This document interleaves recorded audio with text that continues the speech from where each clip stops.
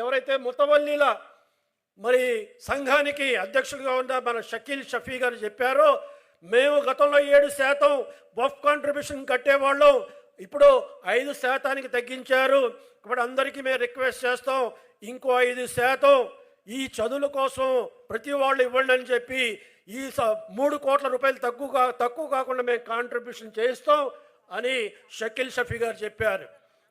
Call Janab Shakil Shafi Sahab, who is the Mutawalli of Jamia Masjid, Anantapur. अस्सलाम वालेकुम, अंदरिकी नमस्कारम। मैं तेलुगु में बात करना चाह रहा हूँ। గతంలో దాసరి నారాయణరావు గారు సినిమా తీస్తే దర్శకత్వము, ప్రొడ్యూసరు, రైటరు, కొన్ని సినిమాల్లో ఆయన హీరోగా ఉన్నారు. అటువంటి దాసరి నారాయణరావు గారి బిరుదు ఈరోజు మనం అబ్దుల్ అజీజ్ గారికి ఇవ్వచ్చు. ఎందుకంటే ఆయనే కర్త, కర్మ, క్రియ, producer, director, script writer, hero.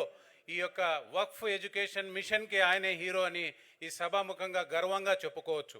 ఎందుకంటే గత 40 ఏళ్ళ నుంచి మేము ఎంతోమంది వక్ఫ్ బోర్డు చైర్మన్లను చూసాము, ఒక్కొక్కరిది ఒక్కొక్క స్టైలు. కానీ వారి స్టైలు వక్ఫ్ బోర్డు వరకే పరిమితమైంది. ఇతని స్టైలు రాష్ట్రం కాదు, దేశమంతటా కూడా వ్యాపించింది.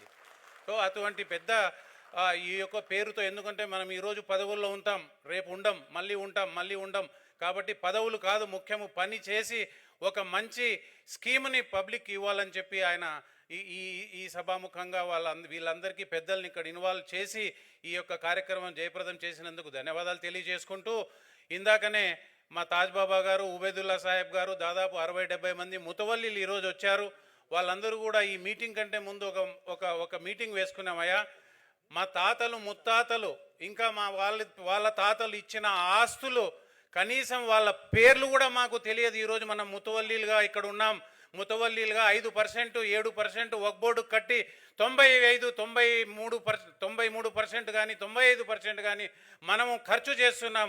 ఈ ఖర్చును తగ్గించి మనము కూడా దాదాపు ఈ సంవత్సరము ఆ 7% నుంచి 5% కేంద్ర ప్రభుత్వము వక్ఫ్ ఫండ్ను తగ్గించింది. వక్ఫ్ ఫండ్ తగ్గించింది కాబట్టి మనం కూడా ఏ ఇన్స్టిట్యూషన్ 7 లక్ష రూపాయలకి 7,000 కడుతున్నామో ఆ యొక్క వక్ఫ్ ఇన్స్టిట్యూషన్ దాదాపు 3 కోట్ల నుంచి 4 కోట్ల వరకు మేము ఈరోజు వక్ఫ్ బోర్డుకు 7%, 5% ప్రకారంగా కడుతున్నాం. మీ సభాముఖంగా ముతవల్లీల తరపున ఈ సంవత్సరం నుంచి ఏటా మా ముతవల్లీలందరూ కలిసి ఎంతైతే వక్ఫ్ ఫండ్ కడుతున్నామో, అయితే దాదాపు 3 కోట్ల వరకు వక్ఫ్ ఫండ్ సంవత్సరానికి కడుతున్నాం.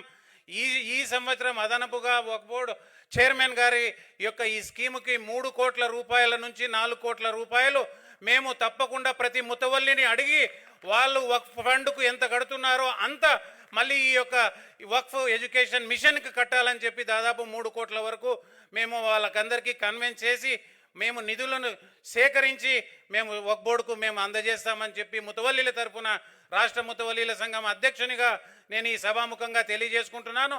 ఎందుకంటే మనం ఒక్కసారి అధ్యక్షుని అనుమతితో, ఫారూక్ గారి అనుమతితో మా తాతలు ముత్తాతలు ఎవరైతే ఆస్తులు ఇచ్చారో 81,000 ఎకరాలు ఆస్తి ఆంధ్రప్రదేశ్లో ఉంది. వాళ్ళ కోసము లేచి నిలబడి దువా చేసి వాళ్ళ ఆత్మకు శాంతిని చేకూర్చాల్సిందిగా నేను సభాముఖంగా, ఈ వక్ఫ్ అనేది ఏర్పడిండేదే ఆ పెద్దలు ఎవరైతే స్వర్గస్థులైనారో వాళ్లకు స్వర్గంలో స్థానం కల్పించాలని అల్లాని దువా చేసుకుందాం. దయచేసి 2 నిమిషాలు ఈ వక్ఫ్ బోర్డు ఏ రకంగా ఏర్పడిందో ఆ పెద్దలందరూ వాళ్ళందరికీ మనం లేచి నిలబడి 2 నిమిషాలు మౌనం పాటించి దువా చేసి వారి కోసము శాంతి